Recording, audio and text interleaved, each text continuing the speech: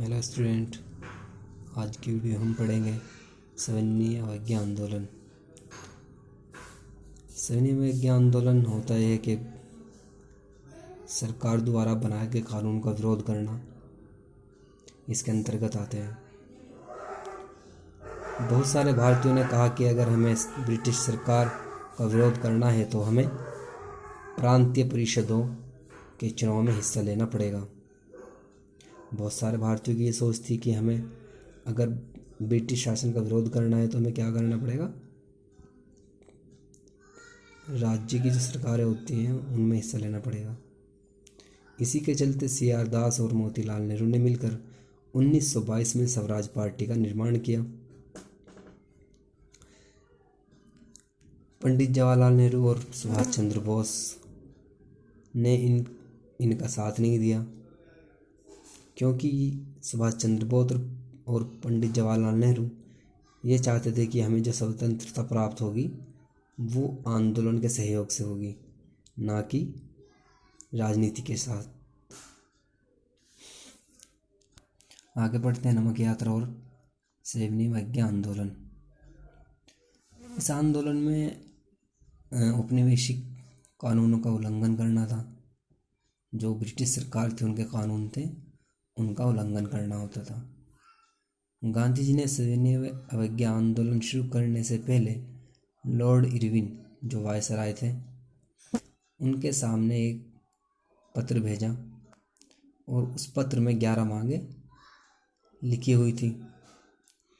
उन 11 मांगों में जैसे नमक पर कर ख़त्म करना, नमक पर टैक्स ख़त्म करना, राजस्व कर जो राजस्व टैक्स होता था, कर होता था, उसको कम करने की सलाह थी। परंतु लॉर्ड इरविन ने ये सारी मांगें निरस्त कर दी।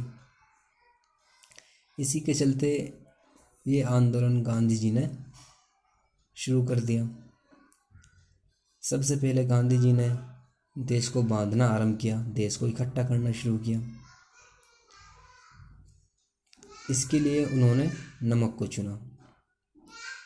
देखिए, आंदोलन करने से पहले गांधी जी ने सोचा कि सभी को इकट्ठा किया जाए, सबको साथ लिया जाए, तो उन्होंने इसके लिए नमक को चुना, क्योंकि नमक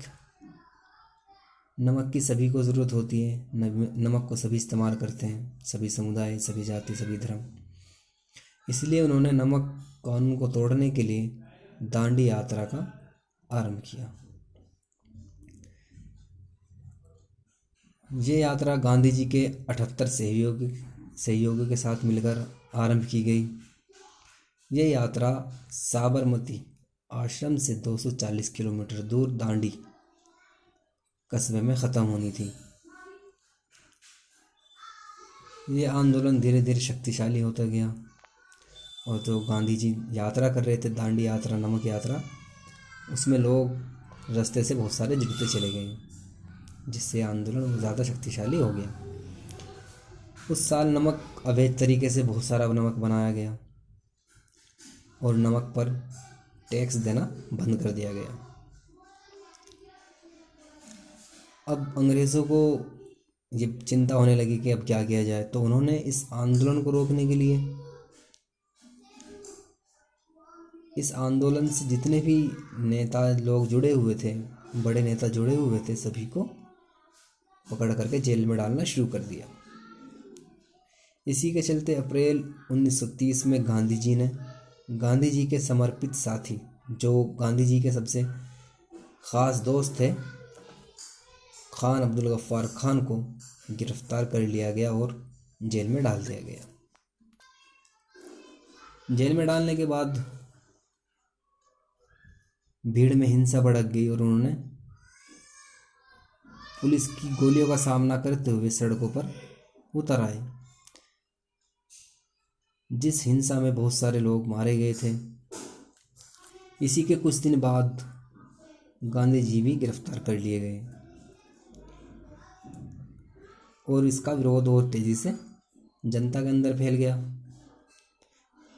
लोगों ने पुलिस चौकी, नगर पालिका भवन और अदालतें, रेलवे स्टेशन पर हमला शुरू कर दिया और तोड़फोड़ शुरू कर दी वहाँ पर। इस दौरान सरकार द्वारा 1 लाख लोगों को गिरफ्तार कर लिया गया। लोगों में हिंसा भड़क गई तो ब्रिटिश सरकार ने लगभग 1 लाख लोगों को गिरफ्तार कर लिया और जेल में डाल दिया। इस प्रकार गांधी जी ने यह आंदोलन वापस ले लिया। 5 मार्च 1931 को एक समझौता हुआ।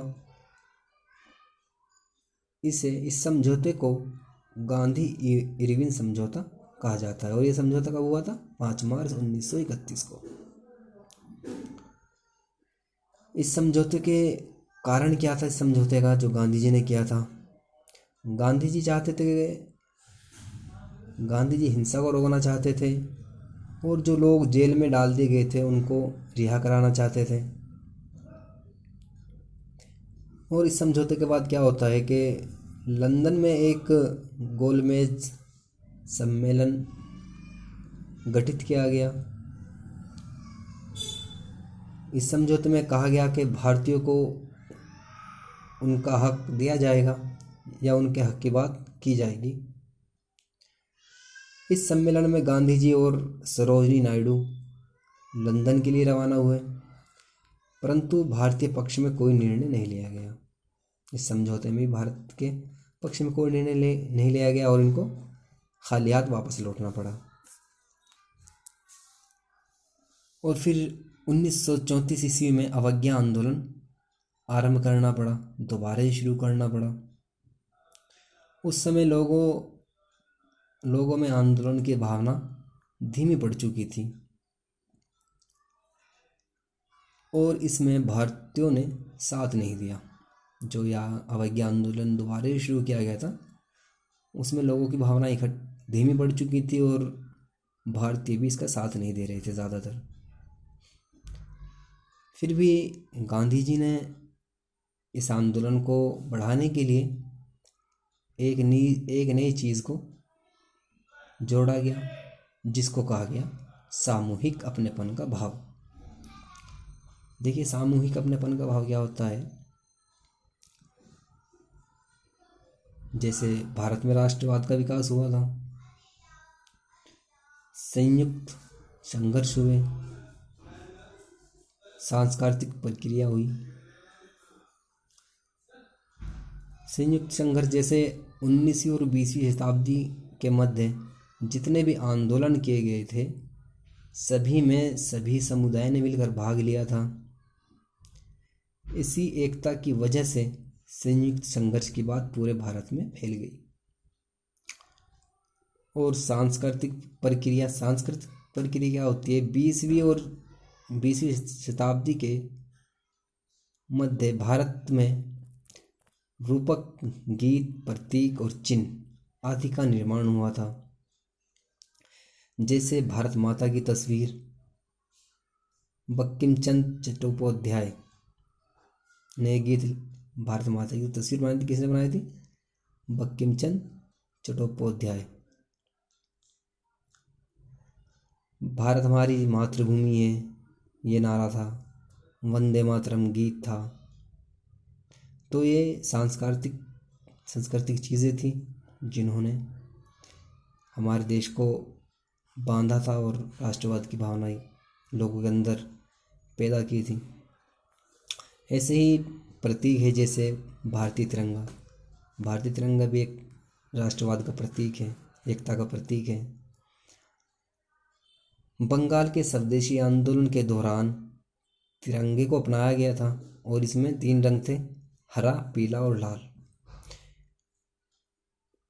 उसके बाद गांधी जी के द्वारा ये झंडा तैयार किया गया, जिसमें सफ़ेद, हरा और लाल रंग रखे गए और आज भी ये ऐसे ही मौजूद है। तो इसी के साथ हम अपना लेसन समाप्त करते हैं। Thank you.